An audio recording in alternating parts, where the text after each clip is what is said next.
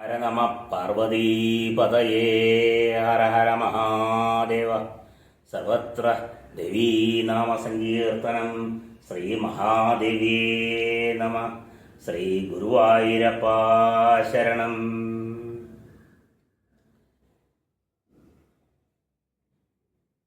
കർക്കിടകത്തിൻ കറുത്ത കാലം പോയി പോയി ചിങ്ങ പുലരി വന്നു. പണ്ട് നമ്മുടെ കാരണവന്മാർ പറഞ്ഞു തന്നിട്ടുള്ള ഈരടികളാണിത്. പഞ്ഞമാസമാണ് കർക്കിടകം.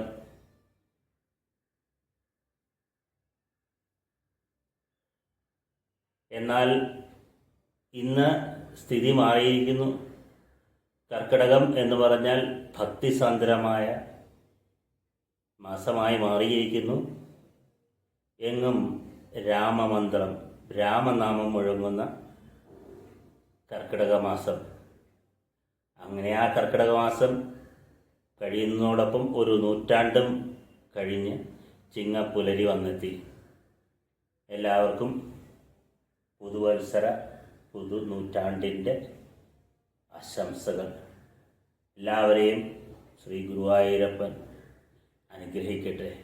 ഹരേ രാമ രാമ രാമ ഹരേ ഹരേ, ഹരേ കൃഷ്ണ കൃഷ്ണ കൃഷ്ണ ഹരേ ഹരേ.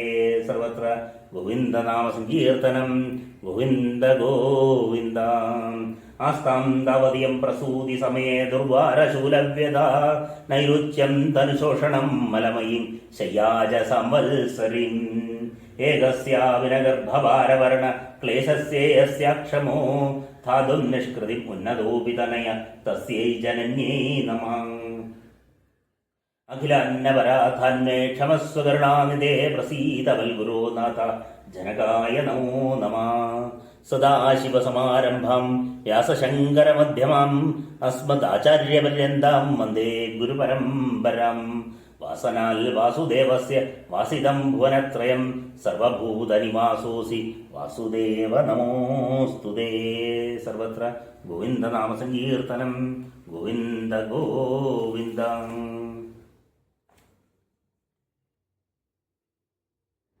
നമ്മൾ മലയാളികൾ സാധാരണ പാരായണം ചെയ്യാറുള്ളത് അധ്യാത്മരാമായണം, കിളിപ്പാട്ടാണ്. ബ്രഹ്മപുരാണത്തിൽ വേദവ്യാസൻ എഴുതി എന്ന് കരുതപ്പെടുന്ന അധ്യാത്മരാമായണത്തിൻ്റെ തർജിമ തുഞ്ചത്ത് രാമാനുജൻ എഴുത്തച്ഛൻ എഴുതിയ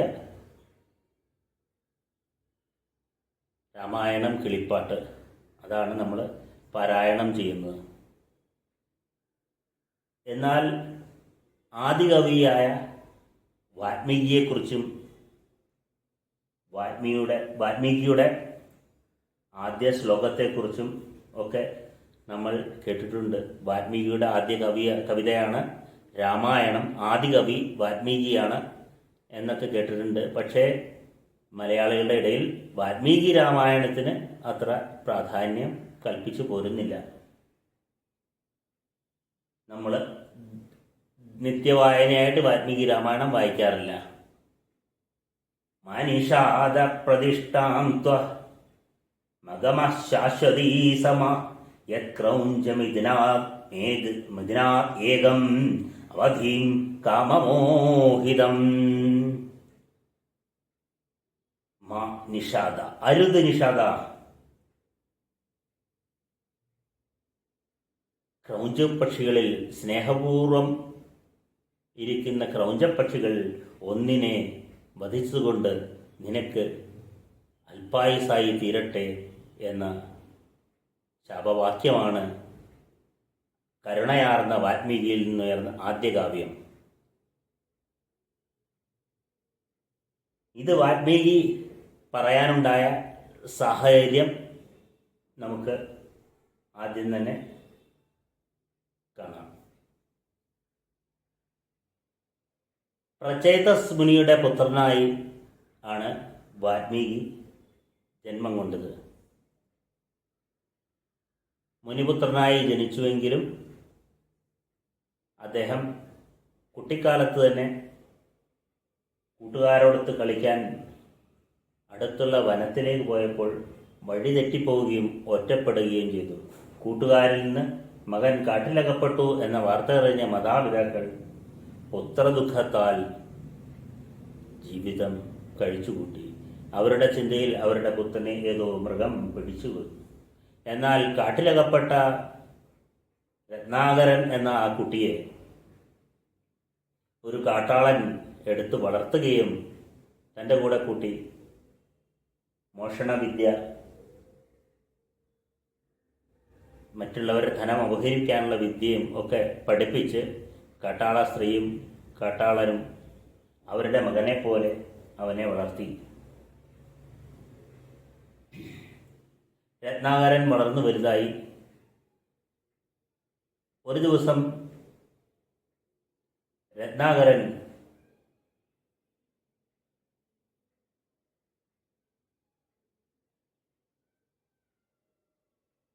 കാട്ടിലൂടെ നടക്കുമ്പോൾ സപ്തർഷികൾ നടന്നു വരുന്നത് കണ്ടു. തൻ്റെ മാതാവിനെയും തൻ്റെ ഭാര്യയെയും കുട്ടികളെയും പോറ്റുവാൻ വേണ്ടി മറ്റുള്ളവരിൽ നിന്ന് പിതാവിൻ്റെ മാർഗം സ്വീകരിച്ച് ധനം തട്ടിപ്പറിച്ച് കഴിയുന്ന രത്നാകരൻ അവരിൽ നിന്നും ധനം അപഹരിക്കാം എന്ന ഉദ്ദേശ്യത്തോടെ അവരെ സമീപിച്ചു. എന്നാൽ താൻ ചെയ്യുന്ന പാപങ്ങൾക്ക് അമ്മയോ ഭാര്യയോ മക്കളോ ആരും തുണ നൽകില്ല എന്ന സപ്തർഷികളുടെ വാക്കുകേട്ട് രത്നാകരൻ പറഞ്ഞു, അവരെല്ലാം എനിക്കെന്നും തുണയായിരിക്കും, എൻ്റെ പാപങ്ങൾ അവരും പങ്കുവച്ചെടുക്കും. എന്നാൽ ചോദിച്ചിട്ട് വരാൻ പറഞ്ഞ സപ്തർഷികളെ അവിടെ ബന്ധിച്ചിട്ട് രത്നാകരൻ ഭാര്യയോടും അമ്മയോടും കുട്ടികളോടുമൊക്കെ ചോദിച്ചു കഴിഞ്ഞപ്പോൾ പാപഭാരം ചുമക്കുവാൻ അവരാരും തയ്യാറല്ല, താൻ നിരന്തരം ചെയ്യുന്ന പാപങ്ങൾ താൻ അനുഭവിച്ചിടുകന്നേ ഒരു എന്ന വാക്യം രത്നാകരൻ്റെ കണ്ണു തുറപ്പിച്ചു. വന്ന് സപ്തർഷികളോട് ക്ഷമായാചനം നടത്തി. സപ്തർഷികൾ പറഞ്ഞു, നിന്നിലെ കാട്ടാളൻ മരിക്കുക മാത്രമേ ഇനി രക്ഷയുള്ളൂ. നിനക്ക് നിന്റെ മുജ്ജന്മ സുഹൃതവും ഈ ജന്മത്തിൽ നിനക്ക് ലഭിച്ചതുമായ ആ മുനിപുങ്കവനെ പോലെ പ്രചേതസിനെ പോലെ മുനിയായി തീരുവാനാണ് യോഗം. അതുകൊണ്ട് നീ നിന്റെ ഉള്ളിലെ കാട്ടാളൻ മരിച്ചു എന്ന അർത്ഥത്തിൽ മരാ മരാ മരാ മരാ എന്ന് ജപിച്ചുകൊണ്ടിരിക്കും. അങ്ങനെ കാട്ടാളനെ നശിപ്പിക്കുവാൻ വേണ്ടി മരാ മരാ മന്ത്രം ജപിച്ച രത്നാകരൻ അറിയാതെ തന്നെ രാമ രാമ രാമ രാമ രാമ രാമ രാമ രാമ രാമ എന്നായി മന്ത്രം മാറുകയും രാമമന്ത്രത്തിൽ ലയിച്ചിരുന്ന രത്നാകരനെ ചിതൽപുറ്റ് മൂടുകയും ചെയ്തു. കാലങ്ങൾക്ക് ശേഷം അതുവഴി തിരിച്ചെത്തിയ സപ്തർഷികൾ ചിതൽപുറ്റിനുള്ളിൽ നിന്നും വാത്മീകത്തിനുള്ളിൽ നിന്നും കുന്നുപോലെയായ ചിതൽപുറ്റിനെയാണ് വാത്മീകം എന്ന് പറയുന്നത്. അതിനുള്ളിൽ നിന്നും രാമമന്ത്രം കേട്ട് ഉള്ളിൽ രത്നാകരൻ തന്നെയാണെന്ന് മനസ്സിലാക്കി അവനെ അതിൽ നിന്ന് പുറത്തെടുത്തു. നീണ്ട ദീക്ഷയും എല്ലാം വളർത്തിയ രത്നാകരൻ മുനിമാരുടെ അനുഗ്രഹത്തോടെ വാത്മീകി എന്ന പേര് സ്വീകരിച്ചു. വാത്മീകത്തിൽ നിന്നും ജനിച്ചവൻ എന്ന അർത്ഥത്തിൽ വാത്മീകി എന്ന പേര് സ്വീകരിക്കുകയും എപ്പോഴും തപസ്സിലും വേദാധ്യയനത്തിലും മുഴുകി കഴിയുകയും ചെയ്തു. രത്നാകരന് അനേകം ശിഷ്യന്മാരുണ്ടായി. വാൽമീകിക്ക് അനേകം ശിഷ്യന്മാരുണ്ടായി. ശിഷ്യന്മാരെ വേദാധ്യയനം ചെയ്യിക്കലും തപസ്സിൽ മുഴുകലും മാത്രമായി വാൽമീകിയുടെ തൊഴിൽ. ഒരു ദിവസം വാൽമീകി വനത്തിൽ നടക്കുമ്പോഴാണ് രണ്ട് ക്രൗഞ്ചപ്പക്ഷികളെ കാട്ടാളൻ അമ്പെയ്ത് കൊല്ലുന്നത് കണ്ടത്.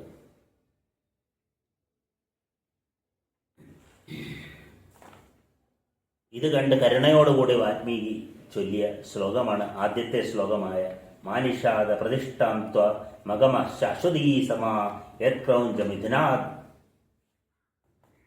മിഥുന ഏകം അവധിം കാമമോഹിതം എന്ന ശ്ലോകം.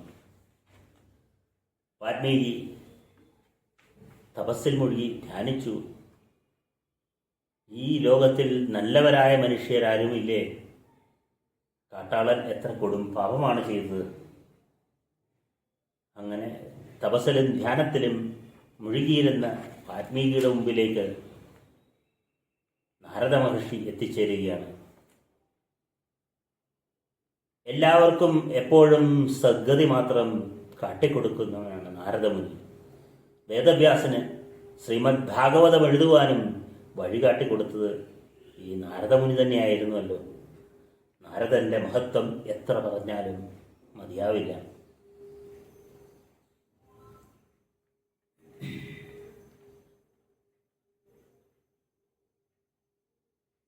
നാരദമുനി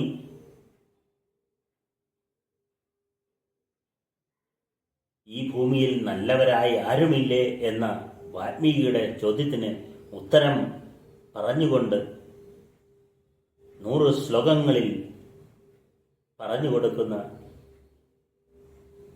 കഥയാണ് രാമായണ കഥ. ഈ രാമായണ കഥ ബാലകാണ്ഡത്തിൽ തുടക്കത്തിൽ തന്നെ ചേർത്തിരിക്കുകയാണ്.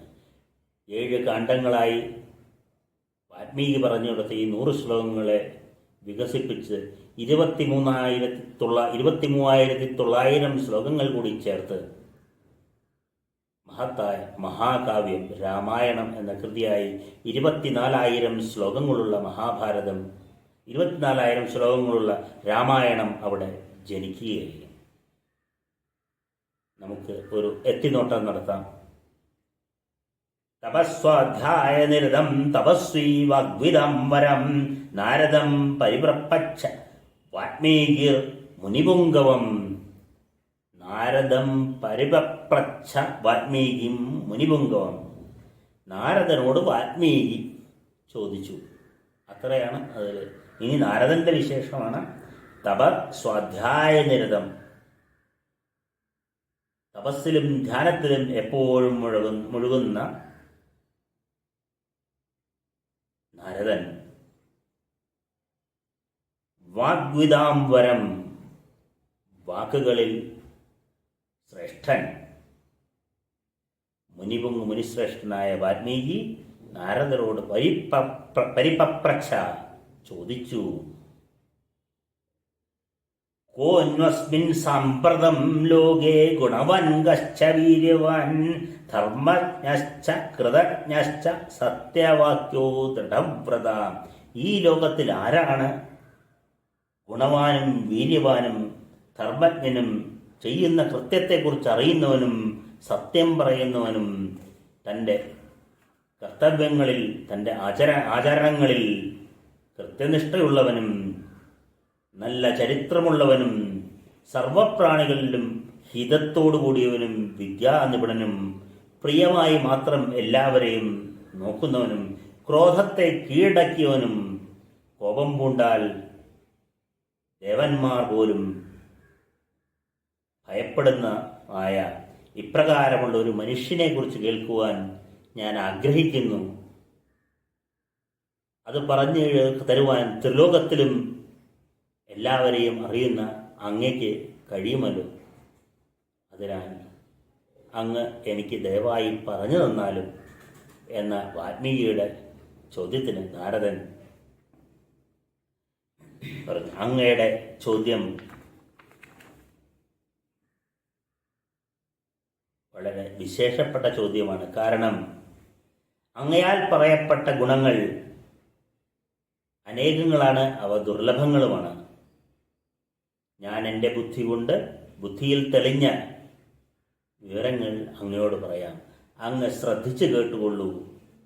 ഇക്ഷ്വാകു വംശപ്രഭോ രാമോ നാമ ജനൈശ്രുത നിയതാത്മാ മഹാവീര്യോ ധൃതിമാൻ വശീ ബുദ്ധിമാൻ നീതിമാൻ വാഗ്മി ശ്രീമാൻ ശത്രു നിബർഹണ വിപുലാംസോ മഹാബാഹു കമ്പുഗ്രീവോ മഹാഹന. അങ്ങനെ പറയുകയാണ്, ഇക്ഷ്വാകു വംശത്തിൽ പിറന്ന രാമൻ എന്നു പേരുള്ള ആ മനുഷ്യനാണ്, ആ ആ നരശ്രേഷ്ഠനാണ്, ആ ബുദ്ധിശാലിയാണ്, ആ ആജാനുബാഹുവാണ്. ബാഹുക്കൾ ജാനുവോളം, മുട്ടിനോളം നീളമുള്ളവൻ ആജാനുബാഹുവാണ്. ആ ശത്രുവിലെ നിർവഹണം ചെയ്യുന്ന, ശത്രുക്കളെ നശിപ്പിക്കുന്നവനാണ്. ആ കർമ്മമറിയാവുന്നവനാണ്. ആ രാമനാണ് ഏറ്റവും ശ്രേഷ്ഠനായ മനുഷ്യൻ എന്ന് പറഞ്ഞുകൊണ്ട് ശ്രീരാമന്റെ ജനനം മുതൽ ശ്രീരാമന്റെ അയോധ്യാവാസവും ആരണ്യവാസവും ശൂർപ്പണഖ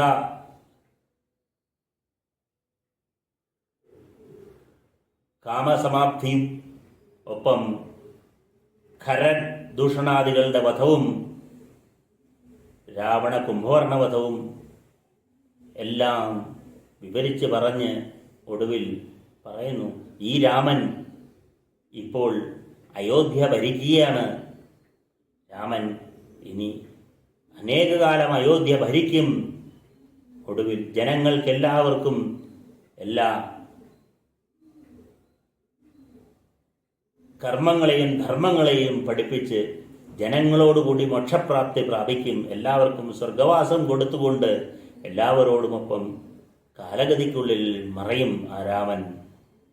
ആ രാമന്റെ രാമായണ കഥ ആര് പാടുന്നുവോ അവർക്കെല്ലാം എന്നും സ്വർഗപ്രാപ്തി കിട്ടിയിരിക്കും എന്ന് പറഞ്ഞ് രാമായണ കഥ മുഴുവൻ 100 ശ്ലോകങ്ങളിലാക്കി നാരദൻ വാൽമീകിക്ക് വിവരിച്ചു കൊടുത്തു. ഈ രാമായണത്തെ ശതശ്ലോകി രാമായണം എന്ന് അറിയപ്പെടുന്നു. ഇത് രാമായണത്തിൻ്റെ ആദ്യ ഭാഗമാണ്. ബാലകാണ്ഡത്തിലെ ആദ്യത്തെ 100 ശ്ലോകങ്ങളാണ് ശതശ്ലോകി രാമായണം. ഇതിനുശേഷം തൻ്റെ ആശ്രമത്തിലെത്തി തൻ്റെ ശിഷ്യന്മാരെ പഠിപ്പിച്ചുകൊണ്ട് നിരതനായിരുന്ന വാൽമീകി മഹർഷിക്ക് മനസ്സിൽ വീണ്ടും ആ ശ്ലോകം തെളിഞ്ഞു. മാനിഷ ആദപ്രതിഷ്ഠാം ത്വമഗമശാശ്വതീ സമാ യത്ക്രൗഞ്ചമിഥുനാത്യേകം അവധിം കാമദോഹിതം. കാമമോഹിതമായ ആ ക്രൗഞ്ചപ്പക്ഷികളിൽ ഒന്നിനെ വധിച്ച ആ രാക്ഷസൻ, അവന് ഒരിക്കലും ദീർഘായുസ് ലഭിക്കുകയില്ല. അവനെത്ര ക്രൂരകർമ്മമാണ് ചെയ്തത്. ഇതുപോലെയുള്ള ദുഷ്ടമനുഷ്യരല്ല, രാമനെ പോലെയുള്ള നല്ല മനുഷ്യരാണ് ഉണ്ടാവേണ്ടത്. അതുകൊണ്ട് ഞാൻ രാമൻ്റെ കഥ എല്ലാവരോടും പറയും എന്നുദ്ദേശിച്ചുകൊണ്ട് അദ്ദേഹം രാമായണം മുഴുവൻ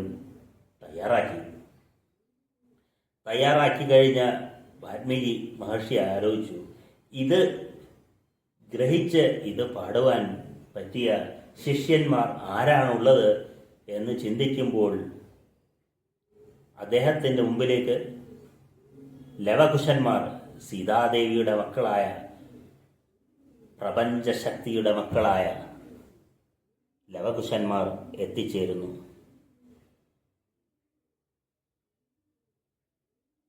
ഉടനെ അവരെ രാമായണം പഠിപ്പിക്കുകയും അവർ അയോധ്യ രാജധാനിയിലെത്തി ശ്രീരാമന്റെ മുമ്പിൽ രാമായണ കഥ കേൾപ്പിക്കുകയും ചെയ്തു. അച്ഛൻ ആണ് രാമൻ, ഈ രാജാവ് തങ്ങളുടെ അച്ഛനാണെന്നറിയാതെ ഈ രാമായണം തൻ്റെ കഥ പാടുന്ന ഈ കുട്ടികൾ തൻ്റെ മക്കളാണെന്നറിയാതെ 3 പേരും പാരായണത്തിലും ശ്രവണത്തിലും ലയിച്ചിരുന്നു. ഈ രാമായണത്തിൽ എഴുതിയപ്പോൾ വാൽമീകി ഒരു കാര്യം പ്രത്യേകം ശ്രദ്ധിച്ചു. ഒരു 100 പ്രാവശ്യം സ്കൂളിൽ എംബോസിഷൻ തന്നു കഴിഞ്ഞാൽ കണ്ണടച്ച് അത് മുഴുവൻ എഴുതി തീർക്കുന്ന, ഒട്ടും ശ്രദ്ധിക്കാതെ ആ 100 പ്രാവശ്യം എഴുതി തീർക്കണം എന്ന ഉദ്ദേശത്തോടു കൂടി മാത്രം ശ്രദ്ധിക്കാതെ എഴുതി തീർക്കുന്ന എല്ലാ വിദ്യാർത്ഥികൾക്കും എല്ലാവർക്കും ഒരു മാതൃകയാണ് വാൽമീകിയുടെ ശ്രദ്ധ ഈ രാമായണ രചനയിൽ. കാരണം വളരെ ശ്രദ്ധിച്ച് എഴുതിയ വാൽമീകി ഓരോ 1000 ശ്ലോകങ്ങൾ കൂടുമ്പോഴും അതിലെ ആദ്യത്തെ ശ്ലോകത്തിൻ്റെ അക്ഷരം ഏതായിരിക്കണം എന്ന് മുൻകൂട്ടി നിശ്ചയിച്ചുകൊണ്ടാണ് എഴുതി തുടങ്ങിയത്.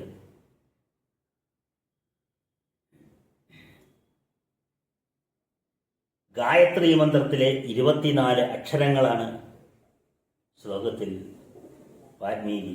24 അക്ഷരങ്ങൾ 24,000 ശ്ലോകങ്ങളിൽ ഓരോ 1000 ശ്ലോകങ്ങളുടെയും തുടക്കത്തിലെ ശ്ലോകത്തിലെ ആദ്യ അക്ഷരങ്ങൾ ഗായത്രി മന്ത്രത്തിലെ ഓരോ അക്ഷരങ്ങളായിരിക്കണം എന്ന് വാൽമീകി ചിട്ടപ്പെടുത്തി, തീർച്ചപ്പെടുത്തി. അങ്ങനെ രാമായണം ചിട്ടപ്പെടുത്തി. ആ ഗായത്രി രാമായണം കൂടി നമുക്കൊന്ന് നോക്കാം ഈ അവസരത്തിൽ. ആദ്യത്തെ ശ്ലോകം ഗായത്രി മന്ത്രത്തിലെ ആദ്യ അക്ഷരം തന്നെയാണ് തുടങ്ങുന്നതെന്ന് നമ്മൾ കണ്ടു. തപസ്വാധ്യായനം തപസ്വാഗ്വിതാം വരം നാരദം പരിപപ്രച്ഛ വാൽമീകിർ മുനിപുംഗവം. തപസ്സിലും വേദപാരായണത്തിലും മുഴുകിയിരുന്ന വാൽമീകി മഹർഷി മുനിമാരിൽ പ്രമുഖനും സംസാരകലയിൽ അഗ്രഗണ്യനുമായ നാരദനോട് ചോദിച്ചു. ചോദ്യങ്ങൾ നമ്മൾ കേട്ടതാണ്. ചോദ്യങ്ങൾ ചോദിച്ചു കഴിഞ്ഞപ്പോൾ വാൽമീകി അതിന് രാമനാണെന്ന് മറുപടിയും കൊടുത്തു. ഏറ്റവും ശ്രേഷ്ഠനായ മനുഷ്യൻ ആരാണ് എന്നുള്ള ചോദ്യത്തിന് ശ്രീരാമനാണ്.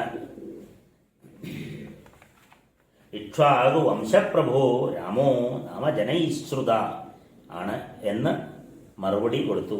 ഇത് ബാലകാണ്ഡത്തിലെ ആദ്യത്തെ ശ്ലോകമാണ്. ഇനി സവിധുർ എന്നതിലെ സായാണ് അടുത്ത അക്ഷരം. അത് ബാലകാണ്ഡത്തിൽ തന്നെ 30ാമത്തെ സർഗത്തിലെ 23ാമത്തെ ശ്ലോകം 1001ാമത്തെ ശ്ലോകമാണ്. ആ ശ്ലോകം നമുക്ക് നോക്കാം. സഹത്വ രാക്ഷസൻ സർവാൻ യജ്ഞഘ്നാൻ രഘുനന്ദന രോഷിഭി പൂജിതസ്തം യഥേന്ദ്രോ വിജയീപുരാ.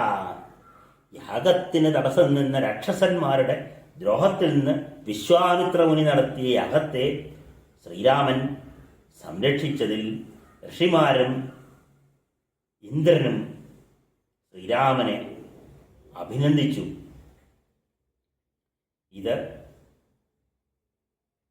വിശ്വാമിത്രന്റെ യാഗരക്ഷയ്ക്കായി രാമലക്ഷ്മണന്മാർ പോയപ്പോൾ ഉള്ള സന്ദർഭമാണ്. ബാലകാണ്ഡത്തിലെ 30ാം സർഗത്തിലെ 23ാം ശ്ലോകം. ഇനി 2001ാമത്തെ ശ്ലോകം എന്ന് പറയുന്നതാണ് ഗായത്രി രാമായണത്തിലെ 3ാം ശ്ലോകം. സവിധുർ വി എന്ന അക്ഷരം വെച്ച് തുടങ്ങണം. വിശ്വാമിത്രസ്തു ധർമാത്മാ ശ്രുത്വാ ജനകഭാഷിതം വത്സ്രാം ധനുപശ്യ ഇതി രാഘവം അബ്രവീ. ബാലകാണ്ഡത്തിൽ തന്നെ 67ാം സർഗത്തിലെ 12ാം ശ്ലോകമാണിത്. ജനകന്റെ വാക്കുകൾ കേട്ട് നീതിമാനായ വിശ്വാമിത്രൻ ശ്രീരാമനോട് പറഞ്ഞു, എൻ്റെ ബാലനായ രാമ, ഈ വില്ലു നോക്കൂ എന്ന്. സീതാസ്വയംവരത്തിന് വിശ്വാമിത്രൻ ശ്രീരാമനെയും കൊണ്ട് മിഥിലാപുരിയിൽ ജനകരാജധാനിയിൽ എത്തിച്ചേരുന്ന സന്ദർഭമാണിത്. സീതയുടെ പാണിഗ്രഹണം നടത്തുവാൻ വേണ്ടി ശൈവചാപം കുലയ്ക്കണം എന്നൊരു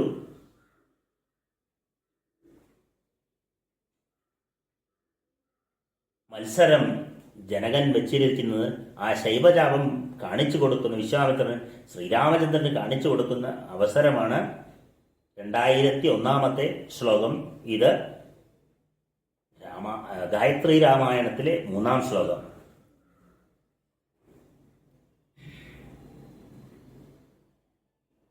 തത് സവിതുർ വരേണ്യം. ത എന്ന അക്ഷരമാണ് അടുത്തത്. തുഷ്ടവാസ്യ തദാവംശം പ്രവിശ്യ ചമിഷാംബദേ ശൈനീയം നരേന്ദ്രസ്യ തദാസ്യാദ്യവതിഷ്ഠത്. ഇത് 3001ാമത്തെ ശ്ലോകം. ഗായത്രി രാമായണത്തിലെ 4ാം ശ്ലോകം. തുഷ്ടാവാസ്യ തഥാ വംശം പ്രവിശ്യ ച വിഷാംപതേ. അപ്പോൾ സുമന്ത്രൻ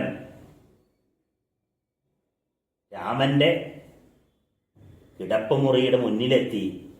ശയനീയം നരേന്ദ്രസ്യ, നരേന്ദ്രൻ എന്ന് പറയുന്നുണ്ട്, ശ്രീരാമനെയാണ് ഉദ്ദേശിക്കുന്നത്. അവിടെ നിന്നുകൊണ്ട് രാമന്റെ വംശത്തെ മുഴുവൻ പ്രശംസിച്ചു. ആരാണ് ഈ സുമന്ത്രര്? സുമന്ത്രര് ശ്രീരാമന്റെ, ദശരഥ മഹാരാജാവിന്റെ മന്ത്രിമാരിൽ പ്രമുഖനാണ്.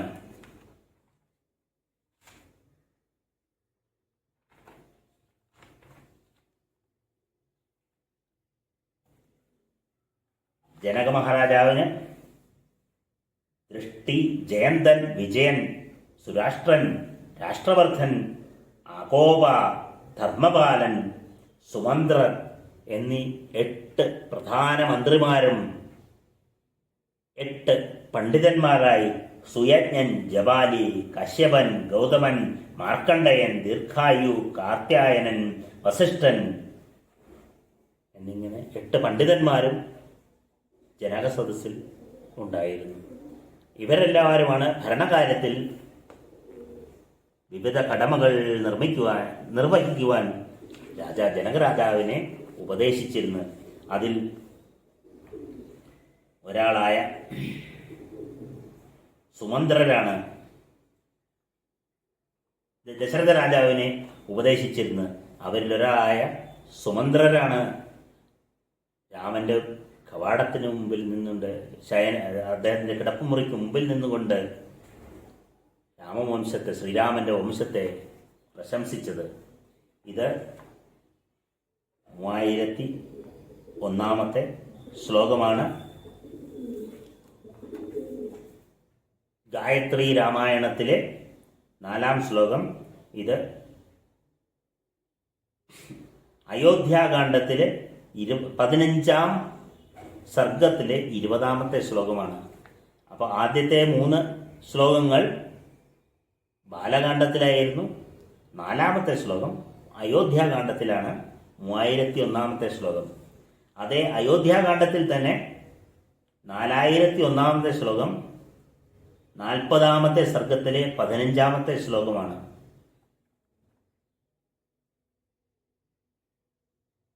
സവിതു വരേണ്യം, വരേണ്യം എന്നതിലെ വായാണിനി.